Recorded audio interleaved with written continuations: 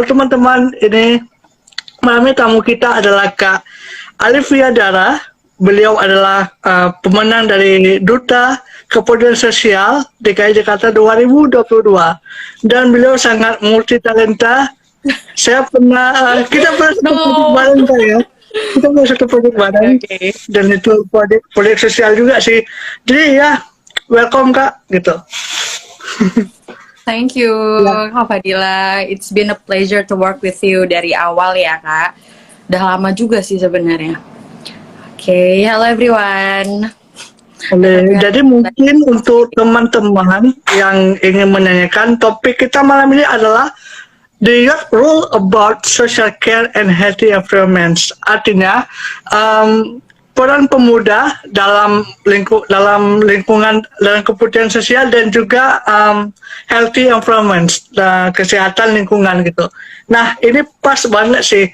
Oke, pertama sekali I want to know Kak gitu, gimana sih prosesnya dari pertama sekali sampai sekarang Kakak menjadi Duta Kepemudaan Sosial DKI Jakarta?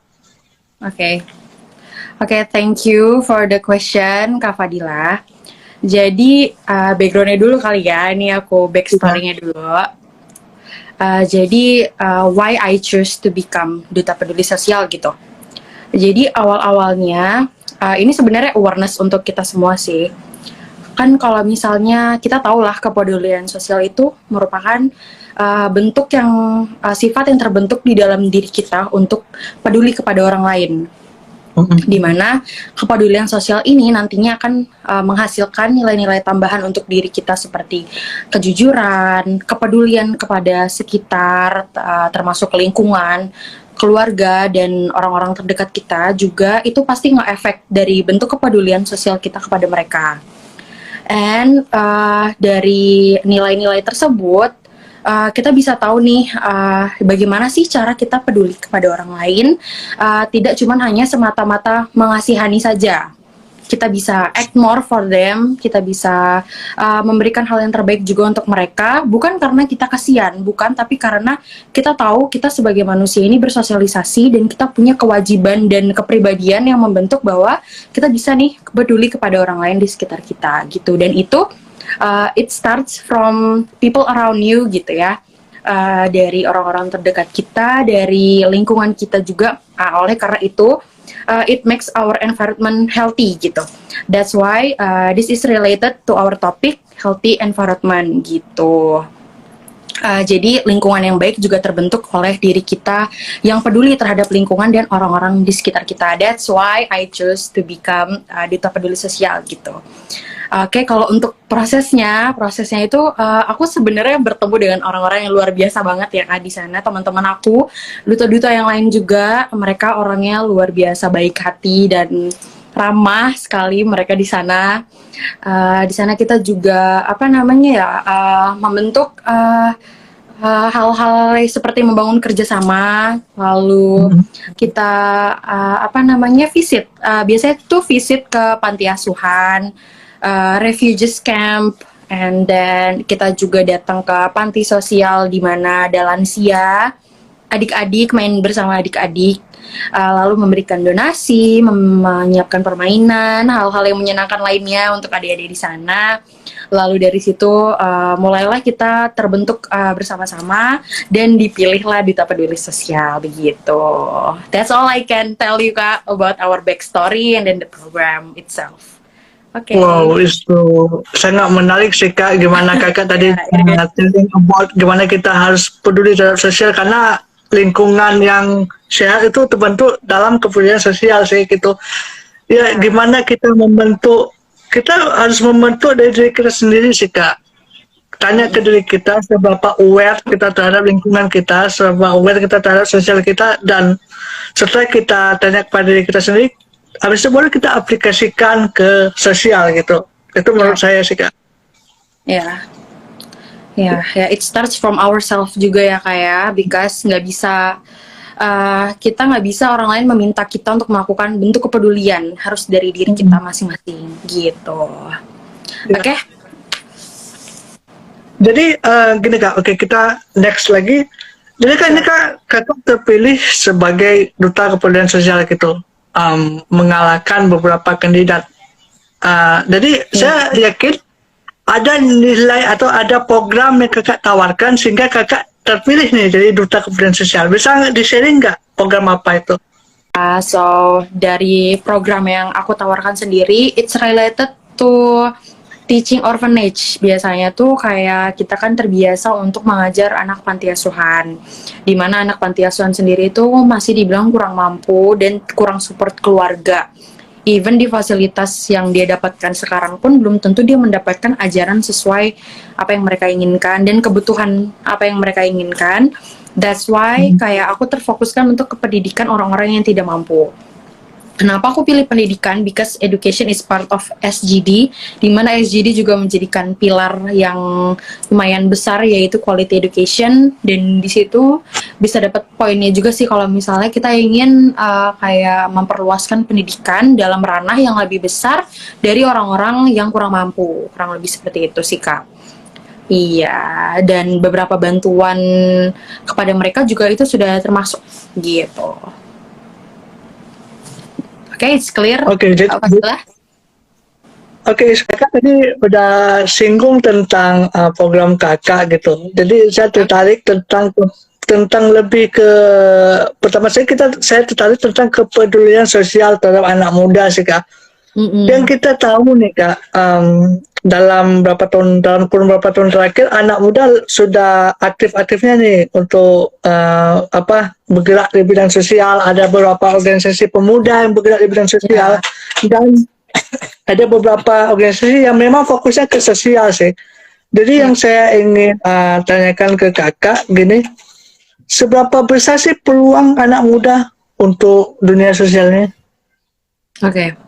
Maksudnya peran mereka di dunia sosial. Ya, peran mereka. Oke. Let me tell you a story behind all of this juga. Jadi di era sekarang ini, di era globalisasi sekarang ini, anak-anak muda itu cenderung berubah ke arah egoisme dan peduli kepada diri sendiri, bukan kepada orang lain. Di mana bentuk kepedulian ini seharusnya dibentuk oleh mereka sebagai bentuk kepedulian kepada orang lain, tetapi mereka ini cenderung mementingkan dirinya sendiri. Oleh karena itu, banyaklah muncul kegiatan anak-anak muda seperti Youth Summit, Leadership, some kind of like organizational NGO, dan banyak movement seperti itu adalah untuk tidak stuck gitu.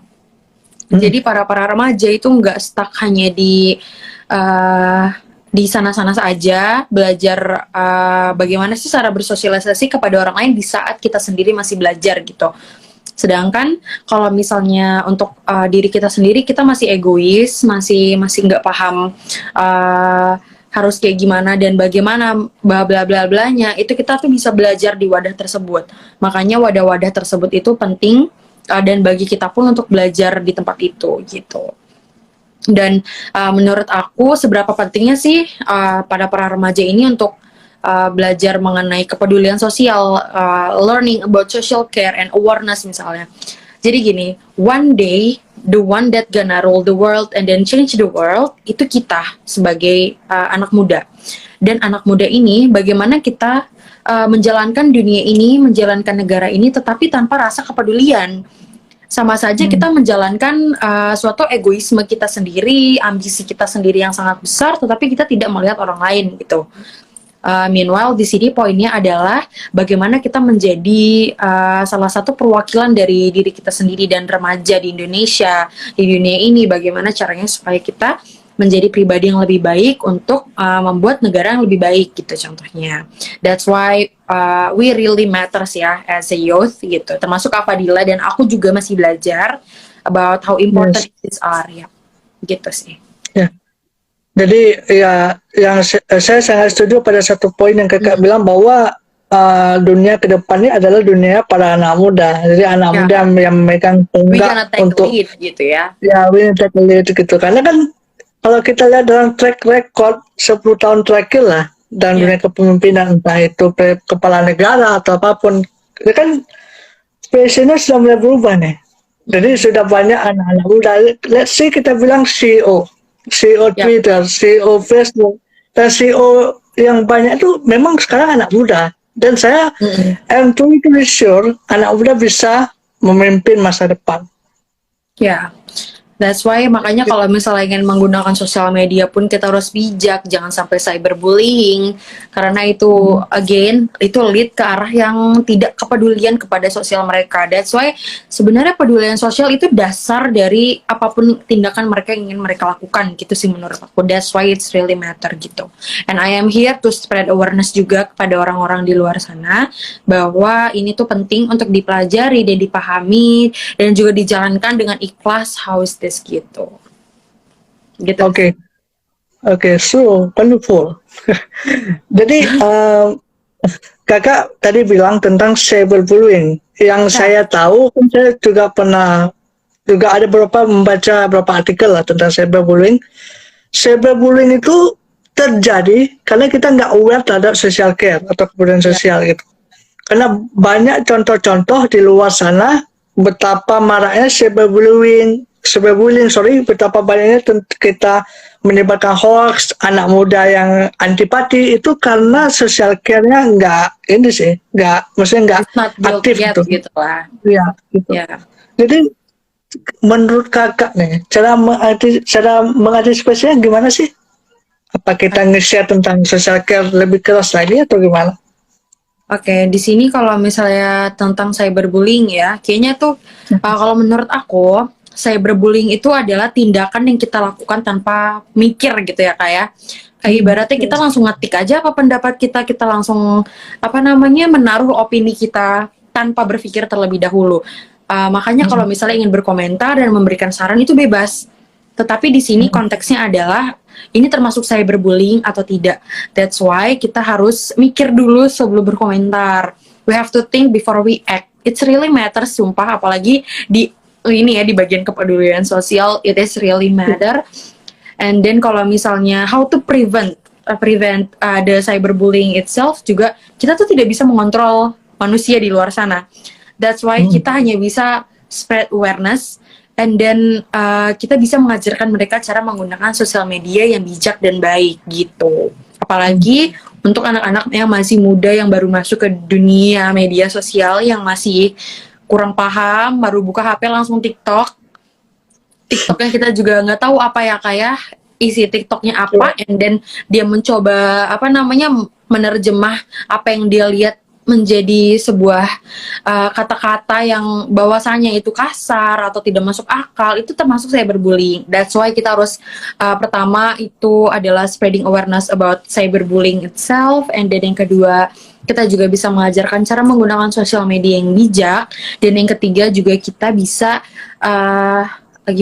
menetapkan pikiran dan prinsip act before you do things gitu sih kalau dari aku. Ya, saya sependapat sih. Satu teknik yang sangat act before you do gitu. Wow. Ya, it is really matters, Kak. Oke, Kak. Jadi cyberbullying itu terbentuk karena lingkungannya nggak sehat gitu. Ya. Istilah anak muda sekarang lingkungannya toxic gitu. Toxic environment gitu. Jadi mereka juga ada beberapa anak muda yang bingung nih, gimana sih cara menghindari lingkungan yang toksik untuk menjadi lingkungan yang lebih sehat gitu. Itu salah satu big problem sekarang di kalangan anak muda. Ya. Oke, how to prevent toxic environment gitu ya, Kak ya? I think the answer is bijak memilih teman. Bijak memilih teman is the way you wanna be gitu ya. Kayak misalnya aku memilih untuk berteman dengan anak yang ambis, belum tentu mereka baik. Mereka ambis di karir mereka, belum tentu mereka baik. Baiknya di dalam artian itu mereka mempunyai hati yang bersih, maksud aku mereka tidak mencibir orang, dan juga mereka nggak langsung cap-cicus tentang orang gitu. It really matters actually. That's why kalau misalnya mau berteman itu kayaknya harus melihat circle-nya yang lebih baik kayak gimana. Gitu sih kalau dari aku. Dan memilih teman juga enggak yang karena mereka bermanfaat buat kita, tetapi juga kita bisa memberikan dampak kepada mereka. Gitu sih kalau aku. Iya sih, karena bagaimanapun lingkungan yang sehat itu akan terbentuk karakter pemuda yang kuat sih gitu. Ya. Jadi anak muda yang sehat dan kuat terbentuk dari lingkungan yang sehat juga gitu. Wow. Ya. So, ya. Jadi ada juga anak muda yang nggak enakan nih Kak. Aduh, saya nggak Ya, mau kehilangan teman nih that's the meskipun issue teman saya. actually. Kalau misalnya mau temenan ada yang gak enakan itu sih. Ya, Oke. jadi gitu. Oke, by the way mungkin apa sih proyek planning untuk ke depan dari Kakak gitu sebagai duta kepedulian sosial mungkin sama teman-teman dari tim peduli Dari sosial tim Jakarta. kita kita sendiri gitu ya. Ya, tim duta. Ya. Oke, kalau misalnya dari dutanya sendiri, kita punya program belajar bahasa isyarat bersama-sama sih Kak, karena kita mau apa ya, visit lingkungan-lingkungan yang kurang apa namanya mendapatkan pendidikan untuk yang bahasa isyarat. That's why kita berusaha untuk improve di sana. Gimana cara kita memberikan bentuk kepedulian sosial kita, tetapi kita nggak bisa bahasa mereka gitu kan ibaratnya. That's why kita buka kelas nih untuk diri kita sendiri para duta. Di situ kita belajar tentang bahasa isyarat, kita juga belajar bagaimana copywriting, kita juga belajar public speaking. That's why kita kerja sama platform-platform yang ada yang seperti yang Kakak kerja sama besok bersama duta juga Kak Arif itu that's really amazing actually. Yap, Ya. itu kita kerja sama-sama dia untuk membentuk public speaking gitu sih. Kalau untuk dari duta sih kita masih di dalam lingkup itu dulu sih Kak. Maybe if there's any other event or anything I will catch you up though. Nanti pasti bakal Oke. dikabarin how is it. Yap. Iya Oke. dong. Jadi ya saya sangat menarik sih karena bagaimanapun bahasa isyarat agak kurang orang mau mengimprove kan. Jadi That's itu why salah satu kita sebagai duta mau project coba penting belajar sih. itu. So dari kita bisa belajar itu, kita kan bisa mengimplementasi bareng-bareng nih bersama anak-anak yang bahasanya bahasa isyarat gitu. How we communicate with them, it really matters. Gitu. Ya, so amazing sih. Bagaimanapun banyak sih yang kayak bahasa isyarat, public speaking atau ya kepemimpinan itu harus dimiliki oleh anak muda sih. Dan itu satu nggak tugas duta sosial saja, tapi tugas kita, saya, Kak Dara, dan teman-teman sebagai yang ngaku anak muda. Ayo kita bergerak untuk Yeah, that's the menjadikan move. anak muda lebih Yeah. baik lagi. That's the spirit. Yeah. Ya, kalau bukan kita kan siapa lagi kan gitu. Yeah. Kita That's true. nggak harus nunggu orang gitu ya, kita harus kayak saya buat satu organisasi workforce. Di workforce itu kita bakalan buat satu event atau project, dan juga Kakak ada di bagian workforce juga, dan saya sangat berterima kasih. That's a great opportunity. Thank you. Ya, karena kami mempunyai duta kepedulian sosial di organisasi kami gitu, sangat Thank you so amazing sih. Ya. Jadi oke, mungkin tanggal 21 nanti kami juga bakalan ngobrol sama salah satu tentang personal branding juga sih, gitu. Sangat luar biasa. Yeah. I saw that. It's amazing. Yeah. I'm so excited gitu. Yeah, I know. Yeah, maybe I can come too kok. Tenang Kak. Ya, jadi ada agenda padat sih di Desember ini ya. Saya pikir untuk memajukan anak muda kita harus berani lelah gitu. Karena nggak ada cara instan sih untuk bisa move atau bergerak gitu. Cuma harus berakit-akit dahulu, bersenang-senang kemudian gitu. Ya. Oke. Setuju. Jadi mungkin bagi ada yang ingin bertanya bisa di kolom komen gitu. Mungkin mau sharing kayak soalnya ini kan kita ngobrol santai sih. Kita tapi ngobrol santai aja. So if you wanna ask, just comment here gitu ya. ya komen ya. Tapi saya mau maaf juga tadi ada 2 kali kesalahan koneksi. Jadi ya nggak doesn't apa-apa sih. matter. It's okay. Mungkin nanti kita bakalan edit kan diedit lagi. Nanti dipotong Iya, part-part Iya, iya. kita up gitu. Just hit me up Kak if di-upload gitu ya. Ya, oke. Nggak apa. Tim editornya saya juga gitu.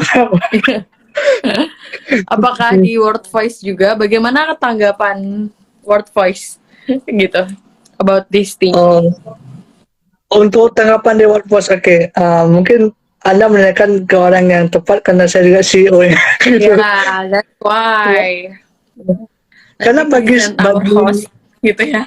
iya, oke. Di Workforce, oke, kebetulan bagi yang belum tahu, Saya juga aktif di salah satu organisasi pemuda juga namanya Workforce International atau disingkat WBI. Workforce International itu kami bangun Kak pada tahun 2020 bulan Desember tanggal 17 gitu. Dan mungkin insya Allah kita bakalan 2 tahun di Desember ini gitu. Kita bakalan end 2 tahun di bulan Desember ini. Ya, oke. Ya. Fokus kita salah ya party kita bakalan buat ini sih party sih di bulan Desember. Karena rangkaian partinya itu pertama tanggal 3 Desember kita buat future leader webinar untuk anak muda khususnya. Jangan khawatir bagi kalian yang ingin gabung kita bakalan buat itu dan bakalan dapat sertifikat internasional sih gitu. Jadi ada di Desember itu ada rangkaian sebelum event sih, sebelum event tanggal 17 sih gitu. Jadi oke. Right. Di Workforce itu salah satu fokus kita itu youth development leadership atau pembangunan karakter kepemimpinan di anak muda gitu. Kita sudah berhasil membuat beberapa event tentang ini di beberapa negara Kak. Salah satunya di Pakistan, di USA, di UK dan juga di Brazil gitu. Wow. Dan hasilnya alhamdulillah sangat luar biasa. Mereka juga tergerak gitu. Karena kendala mereka cuma satu Kak. Mereka mau berubah tapi nggak tahu platform apa yang bisa mendukung mereka berubah. Itu Mereka yang nggak satu tahu yang apa yang bisa membantu mereka. Ya, apalagi waktu saat pandemi kan Kak, corona kita dituntut untuk stay at home, mereka ingin bergerak nggak bisa gitu. Nah, Workforce salah satu platform hadir sebagai wadah untuk mendukung mereka. Meskipun mereka dari rumah, mereka harus produktif itu. Ide kepemudaan mereka harus share meskipun mereka dari rumah gitu sih. Ya. Terus sekilas tentang Workforce. Dan saya juga banyak belajar dari kakak sih, how to manage the event, how to manage the best event. I want to learn a lot from you, Kak. Oh my God, Honestly. thank you so much. It's been a pleasure to work with you though, Kak. Iya. Kita juga dulu satu project waktu open recruitment ini kan, atau udah open hektik ya, recruitment. Kak. Ya, hektik banget sih. Kita tahu prosesnya, jatuh bangunnya, aduh. But it's fun. We learn a lot sih di sana. Ya. Oke. Jadi Kak, mungkin kita tunggu ada yang ingin bertanya tentang ini. Halo Kak Dara cantik. Betul. Halo. Mungkin bisa disapa Kak Dara. Mungkin banyak penggemar Kak Dara nih. Astaga, ini ada yang nanya loh tadi tutor jadi duta kelautan. Mohon maaf, daftar TNI aja kali ya, Mas. Oh iya sih, duta. Ada yang nanya ya? Saya Isan, saya ingin jadi duta kelautan kalau. Oh, Oke, ada satu pertanyaan sih Kak dari Hadi Nugraha. Halo Kak, mau nanya dong untuk Kak Dara, motivasi utamanya untuk ikut jadi duta ini dan ikut buat jalan program itu apa sih? Thank you Kak. It's actually we already talk about that ya Kak. Maybe I can talk about it again nih buat Kak Hadi Nugraha. Thank you for the question. Oke. Tadi tuh latar belakangnya and the reason why and motivasinya tuh apa. Jadi awal-awalnya itu we talk about kepedulian sosial itself. Jadi kepedulian sosial itu kan sebuah sifat yang terbentuk di dalam diri kita sendiri, di mana sifat itu membuat kita dapat membantu orang di sekitar kita dari lingkungan terdekat kita dulu nih, either dari family, teman-teman terdekat, lingkungan kita, and it makes our environment to be healthy gitulah arahnya ke sana. And then nowadays in this era gitu, people tend to be selfish, and then mereka rata-rata hanya memikirkan dirinya sendiri, and apapun itu mereka jalan juga untuk dirinya sendiri. Even kadang masih ini ya, anak muda yang ambis pun mereka tuh nggak mikir what will affect their surroundings gitu. Mereka hanya memikirkan diri mereka sendiri, and it's kinda make jadi pemikiran bahwa muncul-muncullah sebuah platform yang mendukung gimana kalau misalnya anak-anak muda itu punya wadah untuk berkembang di mana social care mereka, kepedulian sosial mereka pun juga berkembang gitu. That's why kalau misalnya di sini kan dasarnya tuh bentuk kepedulian sosial ya. Kalau misalnya any kind of events yang mau kita jalanin pun juga dari sebuah kepedulian sosial itu. That's why it's kind of motivate me untuk masuk ke duta peduli sosial gitu Kak Hadi. Oke. Is that clear? Is it clear? I think it's clear. Gimana Kak Adi? Is clear? Oke, mungkin itu juga saya setuju sama poin itu Kak. Gimana pun organisasi harus menjadi wadah untuk anak muda untuk berkembang sih. Jangan hanya organisasi aja yang maju, tapi tim yang di dalam ini tidak maju-maju. Tapi itu tuh Ya. reason about organization is that untuk improve anak muda untuk maju gitu. Oke. Karena Ya, bagaimanapun anak muda mencari wadah organisasi itu mau maju gitu. ya. Sama kayak kalau misalnya kita punya organisasi, but the people inside doesn't have the social care misalnya, social awareness yang dari awal mereka seharusnya punya, bagaimana bentuk kepeduliannya, mereka tuh seharusnya mempunyai dan mengembangkan hal itu dari awal gitu, in order to make this organization work out gitu. That's why it's matter. As waiter, thank you jawabannya Kak, gitu kata Hadi. Thank you. Oke. Mungkin ada yang ingin bertanya lagi atau enggak? Oke Kak, saya mungkin punya satu pertanyaan sih Kak. Okay, ask question from the host itself. Yeah. Mungkin ini mewakili kaum saya yang introvert gitu. Oh, yeah. Oke. How is it? Jadi saya banyak dapat DM dari orang yang ngaku introvert gitu Kak. Jadi mereka itu banyak pemikiran untuk berubah gitu. Banyak ide lah tentang pemuda gitu kan, tentang pemuda, tentang anak muda, banyak ide untuk berubah gitu. Tapi mereka nggak mau itu karena mereka introvert gitu. Mereka nggak bisa ngobrol lebih baik lagi. Itu gimana sih menurut Kakak? Okay. Gimana orang introvert bisa maju dengan ke-introvert? Okay. Ini ada fun fact before I answer. Kakak percaya nggak aku introvert? Do you believe that I'm an introvert? Okay. I don't believe you introvert. Okay, ini disclaimer dulu ya. Because I am. You have a lot project, but I don't believe you introvert. Ini. Okay, this is a short story gitu ya. Kayak I am actually orang yang kalau misalnya aku capek, I will run away alone gitu. Kayak aku nggak mau diganggu, aku lebih pilih sendiri.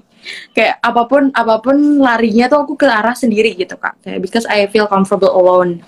So, because being alone, aku nge-charge baterai aku gitu, and then socialize with people. It's kinda drains me out, but I love it. I love kayak ibaratnya kita main HP untuk buka TikTok, baterai kita habis, but we feel happy and pleasant. It feels like that gitu. Nah, di ibaratnya tuh kayak gitu ya. Ngobrol sama orang, talk with people, socialize, make a project. Itu kan salah satu dari kewajiban kita ya Kak, kayak as a youth gitu ya. As pelajar, as mahasiswa, and as orang-orang yang mau berkembang jadi lebih baik, doing things like that and socialize is a part of our willing gitu lah ya, kewajiban kita dan kemauan kita. Why we cannot break through gitu. I think the point is we can practice and breakthrough sih kalau kata aku. Because mau introvert mau extrovert, the only way to help you is by yourself gitu. Kayak kita kan nggak bisa maksa orang untuk ngajak atau apa ya, but having a friend yang suka bersosialisasi itu kita bisa narik teman kita gitu. Itu juga bisa menjadi poinnya kalau misalnya kita punya teman yang introvert, let's say gitu. Karena ya dasarnya semua orang juga kalau misalnya bersosialisasi tuh malu-malu dan melelahkan dan pasti mereka lebih prefer sendiri. It's up to you, you wanna change or not gitu kan. Ya gitu sih kalau dari aku. Iya sih, jadi saya baru tahu Kakak introvert sih. Yeah, I actually really introvert sih Kak. Not really, maksudnya kayak I prefer to be alone. Ambivert gitu. Kadang Kakak jadi introvert, kadang extrovert gitu. Yeah, I mean I prefer to be alone, but if I can talk with people, we can talk gitu. Itu sih kalau aku. Oke, jadi ada satu pertanyaan dari Mama Isan, kasih tip dan kasih motivasi untuk anak mudanya Kak gitu. Tips dan motivasinya, in what kind of occasion? Tips and motivasi untuk anak muda gitu ya. Mereka mau jadi kayak Iya, apa tuh. dulu nih? Oke, oke. Oke, saya Contohnya kasih kalau gambaran misalnya, deh, biar bisa kakak bisa apa ya, bisa bertanya. Dia mungkin ada anak muda gitu, dia mau mencoba untuk jadi public speaking. Nah, kasih motivasi dong supaya dia bisa menjadi public speaking yang terkenal. ya, At least not terkenal yang handal lah gitu. Karena terkenal belum tentu handal kan. ya betul. Ya, mungkin tipnya adalah try your best and whatever happen, whatever mistakes, whatever problem that you will face ahead, it's part of learning gitu. Jadi apapun kesalahan, apapun salah kata maupun salah pergerakan atau even kegagalan di dalam suatu program atau hal-hal yang menjatuhkan itu tuh part of learning, itu bagian dari belajar, and it's okay to be fail gitu sih. Motivasinya adalah would you stay in bed atau kamu bergerak menjadi yang lebih baik, itu part of motivation ya. Karena kalau misalnya anak-anak sekarang tuh kan mager ya kak, mager tuh di dalam artian tuh kita malas melakukan apapun, maunya di HP aja, maunya di gadget aja. Gimana kalau misalnya kalian itu jadi part yang orang tuh lihat di gadget gitu, would it be good gitu, would it be perfect ya kan, kayak kita main HP kita ngeliat orang lain, gimana kalau orang lain itu tuh kita, we should make move and wake up gitu. Itu sih kalau dari aku. Oke, Setuju nggak saya Kak sangat Fadila? setuju sih. Setuju? Setuju banget sih. Setuju kan? Setuju. Jadi Harus mungkin setuju. kayak gini sih. Harus setuju. Jadi mungkin kayak gitu sih Kak. Jadi kan orang lihat YouTube nih, nonton podcast gitu kan. Orang Ya. harus sadar gimana sih kita bagian dari podcast Ya. itu gitu. Imagine, what if itu tuh kita yang ditonton orang and we become success Iya. by that gitu. Yeah, we should Ya. wake up and look up what really happened around us gitu. Jadi mungkin ada sih anak muda yang ingin memulai kayak menjadi content creator atau menjadi seorang podcaster atau content creator atau jadi public speaker gitu. Tapi mereka mendengar perkataan orang sih, belum jadi ya udah down lagi. Itu this is a big problem. Yes. Yeah. Maybe I can say word for that. Jadi ini sebenarnya karena aku habis nonton Putri Indonesia NTB kemarin ya. Dan salah satu pemenangnya di tahun 2022. Oh iya kemarin ya. Ya, dan salah satu Eventnya kemarin. ya Putri Indonesia NTB tahun 2022 bilang gini, apapun perkataanmu tentang aku tidak akan, apapun perkataan buruk tentang aku tidak akan mengizinkannya. Jadi tuh kayak itu oke, aku nggak dengar tapi hanya atas izin aku aja, itu tuh boleh ngerusak aku atau enggak gitu. Jadi kayak whatever people say, don't let it affect you gitu. Jangan biarin itu tuh masuk ke pikiran kita kalau memang kita nggak mengizinkan gitu. Ya jangan biarkan perkataan orang lain tuh mengganggu pikiran kita sehingga hari-hari kita udah nggak mood istilah gitu sih. Karena dia apapun juga memberikan masukan itu tanpa seizin kita. Kenapa kita harus bater gitu? Iya. Kenapa kita harus mendengarkan hal-hal buruk itu gitu? Kita masukin aja hal yang baik, yang hal-hal buruknya aku nggak ngizinin itu masuk ke otak aku, nggak kepikiran aku. Don't let it stop you gitu. Ya, setiap orang boleh berpendapat, tapi itu hak kita juga mau menerima pendapat itu atau enggak gitu kan. Betul. Jadi balik lagi. Ya, kalau pendapat baik kita terima, ya kalau pendapat buruk ya terserah kita mau kita terima atau kita tolak, itu hak prerogatif kita selain gitu sih. Walaupun itu mungkin itu juga part of learning. Gimana, Kak? Walaupun itu memang struggle-nya, it is part of learning gitu. Yes, ya saya sangat setuju tentang itu sih. Maka mungkin Kak, kita tepat di penghujung event ini, penghujung live session ini. Oke, saya minta ada nggak Kak closing statement dari Kakak untuk anak muda Indonesia, at least khususnya Jakarta sih dan Indonesia. Okay. Maybe this is the last few words from me dari talk show sama Kak Fadila hari ini. Jadi as a youth, as a young people, sebagai anak-anak muda, we will one day rule all this world gitu ya, kita bakal menjalankan negara ini dan diri kita sendiri itu, jangan lupa tentang kepedulian sosial kepada orang lain, dan jangan lupa memikirkan orang lain, dan jangan lupa jangan pernah berhenti gitu. Don't ever stop walking in your path, apapun arahnya kalian mau kemana. It's you, it's your willing. Jangan lupa memegang teguh prinsip kalian masing-masing dan motivasi kalian sehingga kalian mencapai tujuan kalian. Gitu sih kalau dari aku. Okay. Wow, so amazing closing statement from Alifia Dara, Duta Asik. Kepentingan Sosial di Jakarta. Keren parah tuh katanya tuh. Keren parah, memang keren sih langsung dari Fajar tuh keren-keren sih. Satunya Kak Dara. Jangan lupa berdoa dan bersyukur katanya. Ya, setuju sih kalau itu ya. Jangan lupa berdoa dan bersyukur karena semua ini terjadi karena Allah Subhanahu wa taala. Tuh. Oke. That's the closing statement. Oke. Thank you so Terima much. kasih banyak. Terima kasih banyak Kak Alifia Dara atas waktunya. Mungkin Yap. kita bisa sharing di lain waktu, dan saya sangat bersyukur, saya sangat appreciate Kak Dara bisa meluangkan waktunya di Fadilah Talk, dan mungkin kita bakalan ada project-project selanjutnya, dan saya siap untuk berkolaborasi sama Kak Dara dan organisasi saya sendiri. Dan terima kasih juga kepada pemirsa yang telah berpartisipasi dan menanyakan ke Duta Sosial DKI Jakarta yang sangat luar biasa ini, Kak Alifia Dara. Dan terima kasih semuanya. Sampai jumpa di Fadilah Talk di season selanjutnya. Okay. Thank you, Kak. Thank you semua. Bye-bye. Thank you all. Thank you. Bye. Thank you Kak Fadila.